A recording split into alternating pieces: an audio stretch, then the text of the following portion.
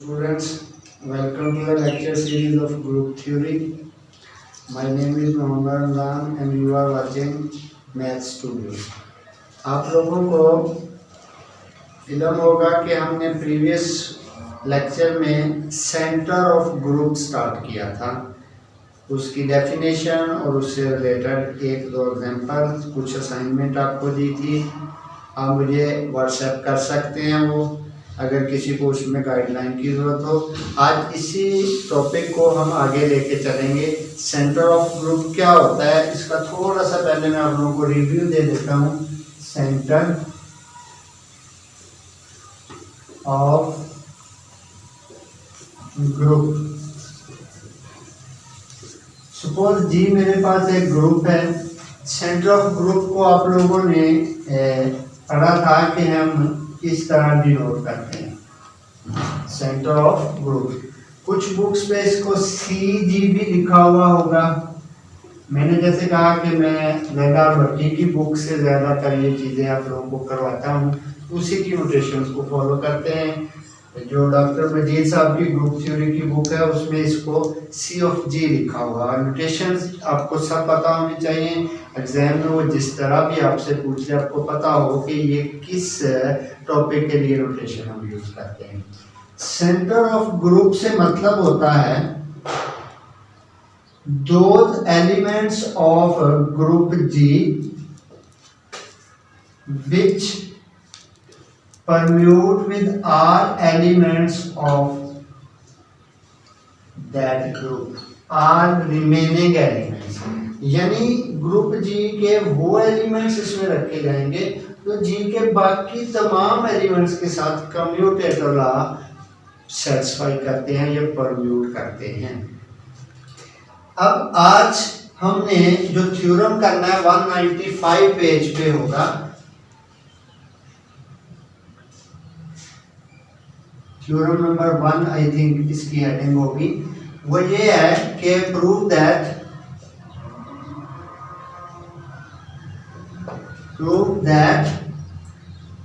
Centre of a group G is subgroup of जी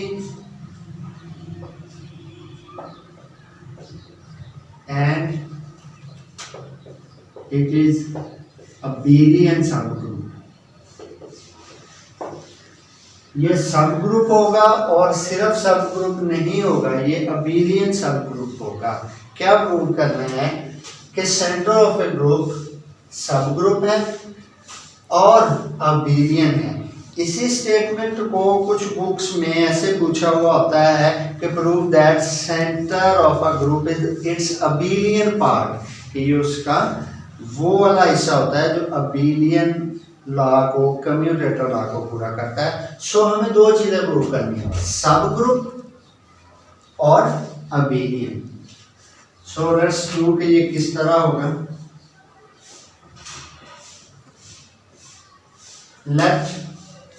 मैं दो elements ले लेता हूं सेंटर ऑफ ग्रुप के, ए एंड बी। अब सेंटर ऑफ ग्रुप सब ग्रुप को कैसे प्रूव हुआ करता है, हमने पढ़ा हुआ है कि A B belongs to H implies A B inverse belongs to H, तो ये सब ग्रुप की कंडीशन है। सो यहाँ मैंने ये ले लिए। अब मैं प्रूव करूंगा कि A B inverse belongs to centre of group, तो ये प्रूव हो जाएगा कि ये सब ग्रुप है। अब अगर ये सेंटर ऑफ ग्रुप के एलिमेंट हैं तो a x is equal to x a होगा, a b y is equal to y b होगा, ये फॉर ऑल एक्स होगा और ये फॉर ऑल वाई होगा by definition of centre of group. अब इसको अगर मैं कंसिडर करूं, b y is equal to y b, दोनों तरफ बी इनवर्स से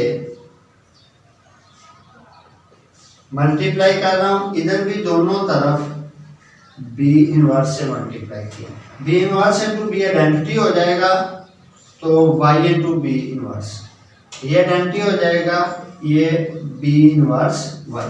look at this expression, this equation says that B inverse also belongs to the center of G, क्योंकि इसने भी उसकी फरार y, तो B inverse जो है ये भी Z of G का एलिमेंट हो गया। So B inverse belongs to center of group which is Z of G। अब हम देखते हैं what about A into B inverse, इस पे पहुंचना है, तो उसके लिए मैं इस एक्सप्रेशन को कंसीडर करता हूं। ए बी इनवर्स, ये सेंटर ऑफ ग्रुप का एलिमेंट कब होगा? अगर ये इस एक्सप्रेशन पे पूरा उतर आए, a B inverse x is equal to x a B inverse for all x belonging to group G, तो फिर ये जो होगा ये सेंटर ऑफ ग्रुप का एलिमेंट होगा। ए बी इनवर्स, ये अगर आपको क्लियर होगा तो आपको पता होगा कि ये हम लिख रहे हैं तो इसकी रीजन क्या है। A B inverse into X, ये हो जाएगा A into B inverse X. अब बी इनवर्स एक्स जो है ये तो एक्स बी इनवर्स है, क्योंकि बी इनवर्स ने भी सेंटर ऑफ ग्रुप को ज्वाइन किया है, तो उस कंडीशन पे तो पूरा उतरेगा। ये हो गया ए एक्स इनटू बी इनवर्स। अब ए एक्स जो है वो एक्स ए के इक्वल है यूजिंग दिस, तो ये आ जाएगा X A into B inverse. किससे शुरू किया था? ए इंटू बी इनवर्स से। This implies A into B inverse is also the element of centre of G and this prove that centre of a group is a subgroup. इतना जो हमने किया है ये सब ग्रुप प्रूव कर दिया। सो Z of G is subgroup of G, is subgroup of G। अभी ये इसको प्रूव करना है। मैं दो एलिमेंट्स लेता हूँ, let A B belongs to center of group। अब सेंटर ऑफ ग्रुप तो सब ग्रुप है, सब ग्रुप है तो ये G का सबसेट होगा, सबसेट है तो ये दोनों एलिमेंट्स जो हैं ये G के भी होंगे। अब ग्रुप के सॉरी सेंटर के एलिमेंट होने की वजह से a b is equal to b a तो होगा। So for all a B belongs to G, a b is equal to b a आ जाता है। This implies G is abelian, sorry this implies Z of G is abelian. ये भाई definition है कि मैं उसके दो एलिमेंट्स लेता हूँ ए बी। अब अगर ए सेंटर का एलिमेंट है तो जी के तमाम एलिमेंट के साथ वो कम्यूटेटर लॉ पूरा करेगा, तो बी भी जी का एक एलिमेंट ही है ना, तो ए जो है वो बी के साथ भी कम्यूटेटर लॉ पूरा करेगा, बी ए के साथ करेगा। इन दिस में हम प्रूव कर देते हैं बाय डेफिनेशन ही कि centre of a group is it's abelian part. Concept है इसके बाद वो है normaliser of an element. 196 page पे होगा।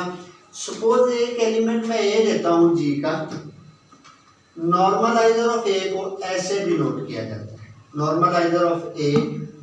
कुछ बुक्स में यहाँ जी लिखा हुआ होता है, नॉर्मलाइजर ऑफ ए इन जी से पढ़ते हैं। इस बुक में जी यहाँ नहीं लिखा हुआ है, लेकिन इसका मतलब ग्रुप जी ही होगा। ये जी के उन एलिमेंट्स पे मुश्तमिल होता है जो ए के साथ कम्यूटेटर लॉ पूरा करते हैं। देखिए हमने सेंटर में क्या पढ़ा था, बड़ी क्लोजली रिलेटेड डेफिनेशंस हैं, आपको क्लियर होना चाहिए। सेंटर में हमने पढ़ा था कि सेंटर में हम वो एलिमेंट लेते हैं जो बाकी तमाम एलिमेंट के साथ कम्यूटेटर लॉ पूरा करता है। यहाँ हम ए का नॉर्मलाइजर लेंगे तो वो एलिमेंट जो सिर्फ ए के साथ कम्यूटेटर लॉ पूरा करते हैं। अब नॉर्मलाइजर ऑफ ए जो है, नेक्स्ट थ्योरम में let G be a group then and a belongs to G, then prove that normalizer of a जो है is a subgroup of G. Very similar to the previous theorem that just we have proved कि मैं इसके दो element लेता हूँ, x y belongs to normalizer of a. अब normalizer में जो एलिमेंट्स होते हैं नॉर्मलाइजर ऑफ ए में, वो ए के साथ कम्यूटेटर लॉ पूरा करते हैं, लिहाजा एक्स भी ए के साथ कम्यूटेटर लॉ पूरा करेगा, वाई भी पूरा करेगा। नॉर्मलाइजर ऑफ ए में कौन से एलिमेंट्स आएंगे जो ए के साथ कम्यूटेटिव लॉ पूरा करते हैं। अब मैं दो एलिमेंट एक्स वाई लेता हूं नॉर्मलाइजर के, तो इसका मतलब है एक्स भी ए के साथ कम्यूटेटिव लॉ पूरा करेगा और वाई भी। X A is equal to A X, Y A is equal to A Y.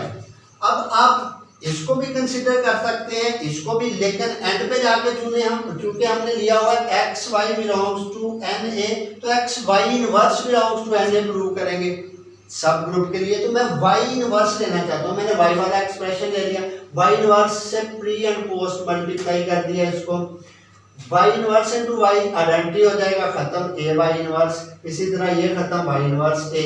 अब जो ए के साथ कम्यूटेटिव लॉ पूरा कर दे वो तो नॉर्मलाइजर का एलिमेंट हो जाता है, और यहाँ वाई इनवर्स ने ए के साथ कम्यूटेटिव लॉ पूरा कर दिया, so y inverse belongs to normalizer of a prove हो गया।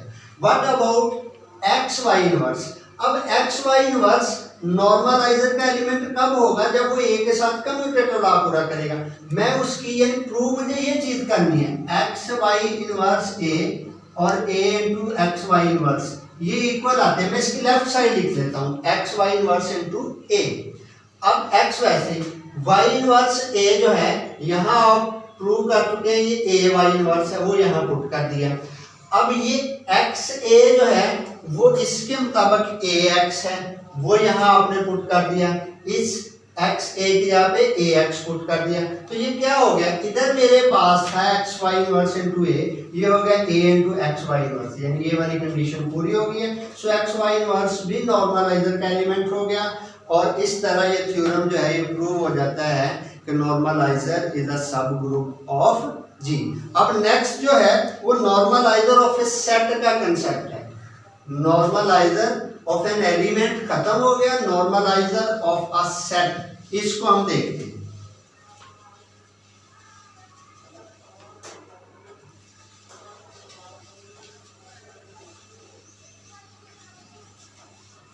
Normaliser of a set, let X be an arbitrary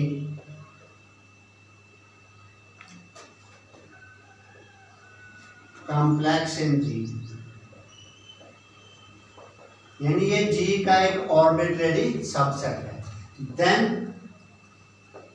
normalizer of X in G, क्या पढ़ेंगे, normalizer of X in G are normalizer of X in G is defined as, ये हम इस तरह define करने जा रहे हैं। Normalizer of X in G वो उन तमाम G के एलिमेंट्स पे मुश्तमिल होगा, A belongs to G such that they satisfy the commutative law with whole set X। ये नोट करने वाली चीज है, यानी ये पूरे के पूरे सेट के साथ ax is equal to x a, ये एलिमेंट नहीं है, ये सेट है। पीछे नॉर्मलाइजर ऑफ एन एलिमेंट में था ax इज इक्वल टू, यहाँ पे हमने स्मॉल x लिया था जो एक एलिमेंट को रिप्रेजेंट करता था, यहाँ पूरे का पूरा सेट होगा। सो नॉर्मलाइजर ऑफ सेट x से मतलब होगा those elements of G which satisfy the commutative law with whole set x, इसको हम नॉर्मलाइजर ऑफ एक्स इन जी पढ़ेंगे। अब देखें again, normaliser of x is non empty, ये अगर आपको आता है तो आप इजीली प्रूव कर सकते हैं।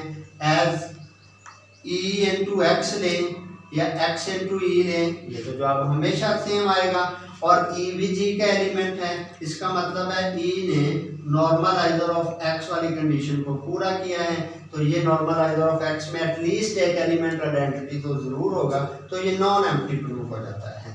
What about very very important concept, if G is abelian, if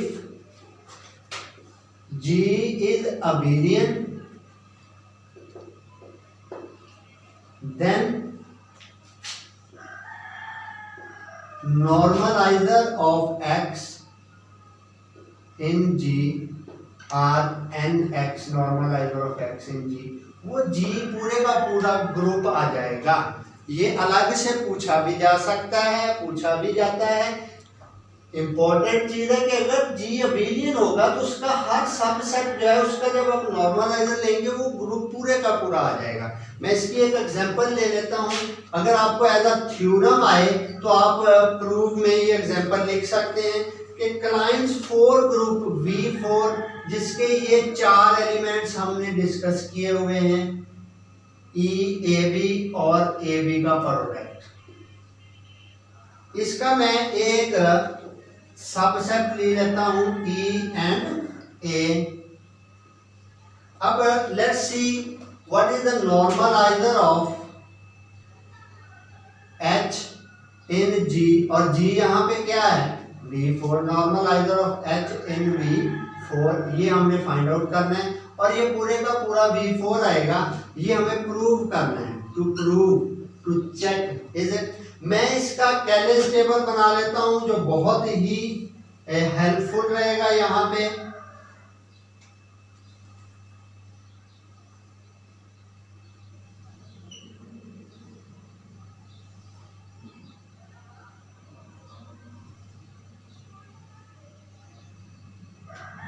यहाँ पे आइडेंटिटी ए बी और इनका प्रोडक्ट, आइडेंटिटी ए बी और इनका प्रोडक्ट।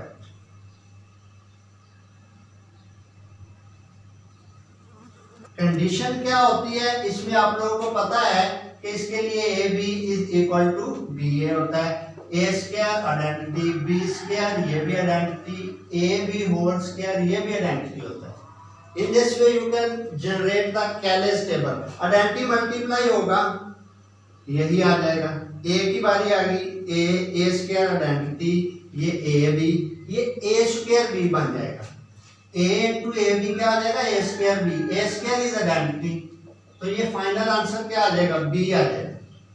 अब बी की बारी आ गई, बी ये बी ए होगा, बी ए से मल्टीप्लाई होगा बी ए, लेकिन अकॉर्डिंग टू दिस बी ए को आप ए बी भी लिख सकते हैं, तो मैं यहाँ पे ए बी लिख देता हूँ। बी से मल्टीप्लाई होगा बी स्क्वायर जो आइडेंटिटी है। ये B A B previous lecture में भी प्रूव करवाया था कि ये ए बी ए के इक्वल हो जाएगा, और फाइनल आंसर हमारे पास हो जाएगा जी। इस ए बी को चले मैं बी ए को अगर मैं ए बी लिख दूं, ये इधर आ गया, ये बी वैसे। अब बी से मल्टीप्लाई होगा बी स्क्वायर, वो आइडेंटिटी होता है, तो फाइनल आंसर ए रह जाएगा। अब इसकी बारी आ गई ए बी। अब ए बी आइडेंटिटी से मल्टीप्लाई होगा ए बी ए से मल्टीप्लाई होगा बी रह जाना है, ए बी से मल्टीप्लाई होगा ए रह जाना है, जब बी से मल्टीप्लाई होगा ए बी स्क्वायर, ये आइडेंटिटी है। आप स्टूडेंट इसको बहुत आसानी से चेक कर सकते हैं कि इसका इस सेट का जो नॉर्मलाइजर है वो सारे का सारा G या V4 ग्रुप है। अब क्या है नॉर्मलाइजर की कंडीशन, यानी यहाँ पे H है, EH is equal to H E तो होगा ही, ये ऑब्वियस सी बात है। EH is equal to H E. अब उसके बाद आप बाकी एलिमेंट्स को देख लें, A और H के एलिमेंट्स क्या मैंने लिए थे, E A से मल्टीप्लाई होगा ए स्क्वायर आइडेंटिटी, ये जवाब आ गया। AH था, अब HA लिख के देखें, E इंटू ए आ गया, ए स्क्वायर आइडेंटिटी, ये दोनों इक्वल आ गए, यानी AH is equal to HA। This implies A belongs to normalizer of H in V4। अब इसी तरह आप B चेक कर सकते हैं, BH, B और H के element identity into A, this will be B और ये BA हो जाएगा। अब आप HB लिखें, H के एलिमेंट्स B से मल्टीप्लाई होगा B वैसे ही AB को आप BAB लिख सकते हैं, ये AB कर लेते हैं या इसको BA कर लें, दोनों का आंसर सेम है, तो BH is equal to HB। This implies B also belongs to normalizer of H in V4। अब आइडेंटिटी हो गया, A हो गया, B हो गया। V4 के 4 एलिमेंट्स हैं, ये 3 मैंने चेक कर लिया। अब ए बी की बारी आती है, तो A B into H, A B H के एलिमेंट्स ई एंड ए, ये मल्टीप्लाई होगा आइडेंटिटी से, तो ए बी रह जाएगा, ये इससे मल्टीप्लाई होगा तो A B A, A B, ये A B A square identity होता है, तो ये बी बच जाएगा।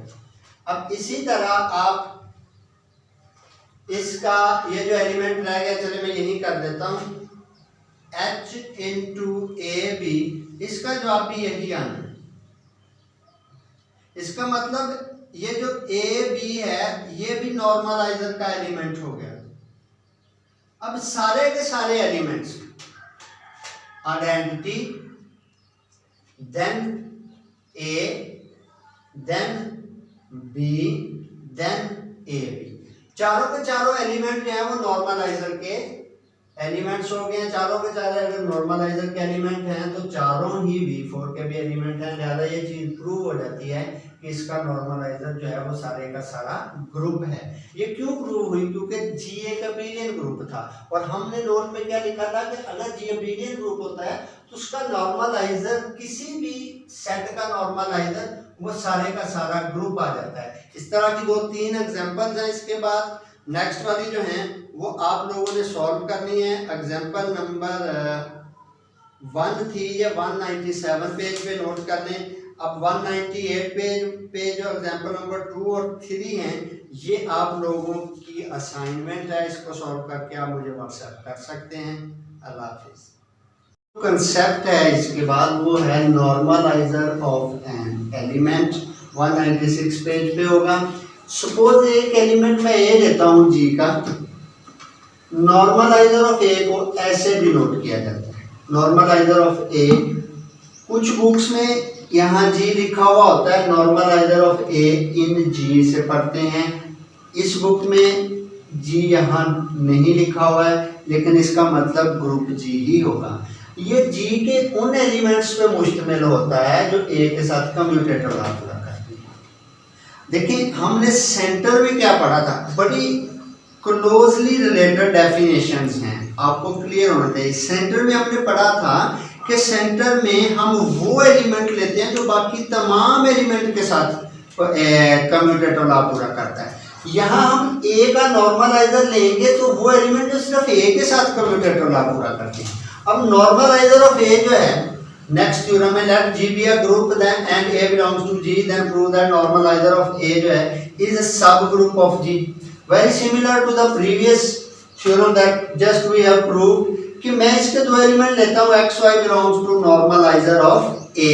अब नॉर्मलाइजर में जो एलिमेंट्स होते हैं नॉर्मलाइजर ऑफ A में, वो A के साथ कम्यूटेटर लॉ पूरा करते हैं। लिहाजा x भी A के साथ कम्यूटेटर लॉ पूरा करेगा, y भी पूरा करेगा। नॉर्मलाइजर ऑफ A में कौन से एलिमेंट्स आएंगे जो A के साथ कम्यूटेटर लॉ पूरा करते हैं। अब मैं दो एलिमेंट x y लेता हूं नॉर्मलाइजर के, तो इसका मतलब है x भी A के साथ कम्यूटेटर लॉ पूरा करेगा और y भी। xa = ax, ya = ay। अब आप इसको भी कंसीडर कर सकते हैं, इसको भी, लेकिन एंड पे जाके चुने हम, क्योंकि हमने लिया हुआ है x y belongs to na, तो x y inverse belongs to na prove करेंगे सब ग्रुप के लिए। तो मैं y इनवर्स लेना चाहता हूँ, मैंने y वाला एक्सप्रेशन ले लिया, y इनवर्स से प्री एंड पोस्ट मल्टीप्लाई कर दिया इसको, y inverse into y identity हो जाएगा, खत्म a y इनवर्स। इसी तरह ये खत्म y इनवर्स a। अब जो a के साथ कम्यूटेटर लॉ पूरा कर दे वो तो नॉर्मलाइजर का एलिमेंट हो जाता है, और यहाँ y इनवर्स ने a के साथ कम्यूटेटर लॉ पूरा कर दिया, so y inverse belongs to normalizer of a prove हो गया। What about x y inverse? अब x y इनवर्स नॉर्मलाइजर का एलिमेंट कब होगा? जब वो a के साथ कम्यूटेटर लॉ पूरा करेगा। मैं उसकी यानी प्रूव मुझे ये चीज करनी है, x y इनवर्स a और a into x y inverse ये इक्वल आते हैं। मैं इसकी लेफ्ट साइड लिख लेता हूँ, x y inverse into a। अब x वैसे y इनवर्स a जो है यहाँ आप प्रूव कर चुके हैं, ये a y इनवर्स है वो यहाँ पुट कर दिया। अब ये x a जो है वो इसके मुताबिक ax है वो यहाँ आपने पुट कर दिया। इस एक्स ए की जगह पे ए एक्स पुट कर दिया, तो ये क्या हो गया, इधर मेरे पास था X Y inverse into A, ये हो गया A into X Y inverse, यानी ये वाली कंडीशन पूरी हो गई है। सो एक्स वाई इनवर्स भी नॉर्मलाइजर का एलिमेंट हो गया, और इस तरह ये थ्योरम जो है ये प्रूव हो जाता है कि normaliser is a subgroup of जी। अब नेक्स्ट जो है वो नॉर्मलाइजर ऑफ ए सेट का कंसेप्ट है। नॉर्मलाइजर ऑफ एन एलिमेंट खत्म हो गया, नॉर्मलाइजर ऑफ अ सेट, इसको हम देखते हैं।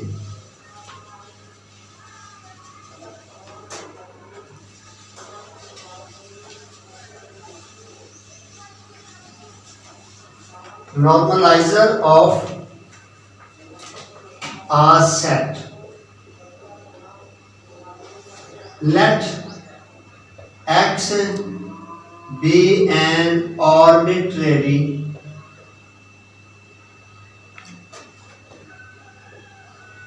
complex in G, यानी ये G का एक arbitrary सबसेट है। Then normalizer of X in G, क्या पढ़ेंगे, normalizer of X in G or normalizer of X in G is defined as, ये हम इस तरह डिफाइन करने जा रहे हैं। Normalizer of X in G वो उन तमाम जी के एलिमेंट्स पे मुश्तमिल होगा, A belongs to G such that they satisfy the commutator law with whole set X।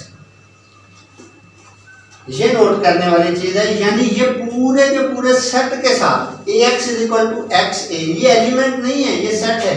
पीछे नॉर्मलाइजर ऑफ एन एलिमेंट में था Ax is equal to, यहाँ पे हमने स्मॉल x लिया था जो एक एलिमेंट को रिप्रेजेंट करता था, यहाँ पूरे का पूरा सेट होगा।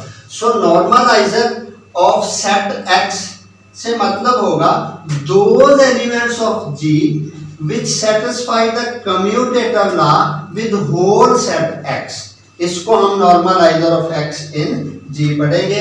अब देखें again normaliser of X is non empty, ये अगर आपको आता है तो आप इजीली प्रूव कर सकते हैं। एज E इंटू एक्स लें या x इंटू ई लें, ये तो जवाब हमेशा सेम आएगा, और E भी G का एलिमेंट है, इसका मतलब है E ने नॉर्मलाइजर ऑफ x वाली कंडीशन को पूरा किया है, तो ये नॉर्मलाइजर ऑफ x में एटलीस्ट एक एलिमेंट आइडेंटिटी तो जरूर होगा, तो ये नॉन एम्प्टी प्रूव हो जाता है। What about very important concept, if G is abelian, if G is abelian then normalizer of x in G are nx, normalizer of x in G, वो G पूरे का पूरा ग्रुप आ जाएगा। ये अलग से पूछा भी जा सकता है, पूछा भी जाता है। इंपॉर्टेंट चीज है कि अगर G अबेलियन होगा तो उसका हर सबसेट जो है उसका जब आप नॉर्मलाइजर लेंगे वो ग्रुप पूरे का पूरा आ जाएगा। मैं इसकी एक एग्जांपल ले लेता हूं, अगर आपको एज अ थ्योरम आए तो आप प्रूफ में ये एग्जांपल लिख सकते हैं कि क्लाइंस फोर ग्रुप V4 जिसके ये चार एलिमेंट्स हमने डिस्कस किए हुए हैं, EAB और AB का प्रोडक्ट, इसका मैं एक सबसेट ले लेता हूं E एंड A। अब let's see what is the normaliser of H in G, और G यहाँ पे क्या है V4, normaliser of H in V4, ये हमने फाइंड आउट करना है, और ये पूरे का पूरा V4 आएगा, ये हमें प्रूव करना है, to prove, to check is it. मैं इसका कैलेज टेबल बना लेता हूं जो बहुत ही हेल्पफुल रहेगा यहाँ पे।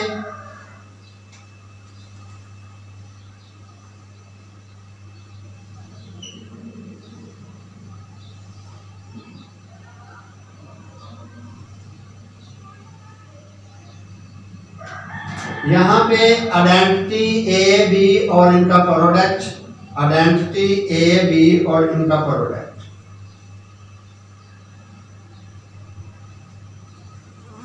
कंडीशन क्या होती है इसमें आप लोगों को पता है कि इसके लिए a b is equal to b a होता है। A square identity, b square ये भी identity, a b whole square ये भी आइडेंटिटी होता है। In this way you can generate the Cayley table. Identity multiply होगा, यही आ जाएगा। ए की बारी आ गई, ए स्क्वायर आइडेंटिटी, ये ए बी, ये ए स्क्वायर बी बन जाएगा। ए इंटू ए बी क्या आ जाएगा, a square b, A square is identity, तो ये फाइनल आंसर क्या आ जाएगा, बी आ जाएगा। अब बी की बारी आ गई, बी ये बी ए होगा, बी ए से मल्टीप्लाई होगा बी ए, लेकिन अकॉर्डिंग टू दिस बी ए को आप ए बी भी लिख सकते हैं, तो मैं यहाँ पे ए बी लिख देता हूँ। बी से मल्टीप्लाई होगा बी स्क्वायर जो आइडेंटिटी है। ये B A B previous lecture में भी प्रूव करवाया था कि ये ए बी ए के इक्वल हो जाएगा और फाइनल आंसर हमारे पास हो जाएगा जी। इस ए बी को चले मैं बी ए को अगर मैं ए बी लिख दूं, ये इधर आ गया, ये बी वैसे। अब बी से मल्टीप्लाई होगा बी स्क्वायर, वो आइडेंटिटी होता है, तो फाइनल आंसर ए रह जाएगा। अब इसकी बारी आ गई ए बी। अब ए बी आइडेंटिटी से मल्टीप्लाई होगा ए बी ए से मल्टीप्लाई होगा बी रह जाना है, ए बी से मल्टीप्लाई होगा ए रह जाना है, जब इससे मल्टीप्लाई होगा ए बी स्क्वायर, ये आइडेंटिटी है। आप स्टूडेंट इसको बहुत आसानी से चेक कर सकते हैं कि इसका इस सेट का जो नॉर्मलाइजर है वो सारे का सारा G या V4 ग्रुप है। अब क्या है नॉर्मलाइजर की कंडीशन, यानी यहाँ पे H है, EH is equal to H E तो होगा ही, ये ऑब्वियस सी बात है, EH is equal to H E. अब उसके बाद आप बाकी एलिमेंट्स को देख लें, ए और H के एलिमेंट्स क्या मैंने लिए थे, E ए से मल्टीप्लाई होगा ए स्क्वायर आइडेंटिटी, ये जवाब आ गया। AH था, अब HA लिख के देखें, E इंटू ए आ गया, ए स्क्वायर आइडेंटिटी, ये दोनों इक्वल आ गए, यानी AH is equal to HA. This implies A belongs to normalizer of H in V4. अब इसी तरह आप B चेक कर सकते हैं, BH, B और H के element identity into A, this will be B और ये BA हो जाएगा। अब आप HB लिखें, H के एलिमेंट्स बी से मल्टीप्लाई होगा बी वैसे ही ए बी को आप बी ए बी लिख सकते हैं, ये ए बी कर लेते हैं या इसको बी ए कर ले, दोनों का आंसर सेम है, तो B H is equal to H B. This implies B also belongs to normalizer of H in V4। अब आइडेंटिटी हो गया, ए हो गया, बी हो गया। V4 के 4 एलिमेंट्स हैं, ये 3 मैंने चेक कर लिया। ए बी की बारी आती है, तो A B into H, A B H के एलिमेंट्स ई एंड ए, ये मल्टीप्लाई होगा आइडेंटिटी से, तो ए बी रह जाएगा, ये इससे मल्टीप्लाई होगा तो ए बी ए बी, ये A B A square identity होता है, तो ये बी बच जाएगा। अब इसी तरह आप इसका ये जो एलिमेंट रह गया, चले मैं यही कर देता हूं, H इंटू ए बी, इसका जवाब भी यही आना है। इसका मतलब ये जो ए बी है ये भी नॉर्मलाइजर का एलिमेंट हो गया। अब सारे के सारे elements identity, then A, then B, then A B, चारों के चारों एलिमेंट जो है वो नॉर्मलाइजर के एलिमेंट्स हो गए हैं। चारों के चारों अगर नॉर्मलाइजर के एलिमेंट हैं तो चारों ही V4 के भी एलिमेंट हैं। ज़्यादा ये चीज़ प्रूव हो जाती है कि इसका नॉर्मलाइजर जो है वो सारे का सारा ग्रुप है। ये क्यों प्रूव हुई? क्योंकि G एक अबेलियन ग्रुप था और हमने नोट में क्या लिखा था कि अगर G अबेलियन ग्रुप होता है तो उसका नॉर्मलाइजर, किसी भी सेट का नॉर्मलाइजर वो सारे का सारा ग्रुप आ जाता है। इस तरह की 2-3 एग्जांपल्स हैं। इसके बाद नेक्स्ट वाली जो है वो आप लोगों ने सॉल्व करनी है। एग्जाम्पल नंबर 1 थी, ये 197 पेज पे नोट कर लें। अब 198 पेज और एग्जाम्पल नंबर 2 और 3 हैं, ये आप लोगों की असाइनमेंट है। इसको सॉल्व करके आप मुझे व्हाट्सएप कर सकते हैं। अल्लाह हाफिज़।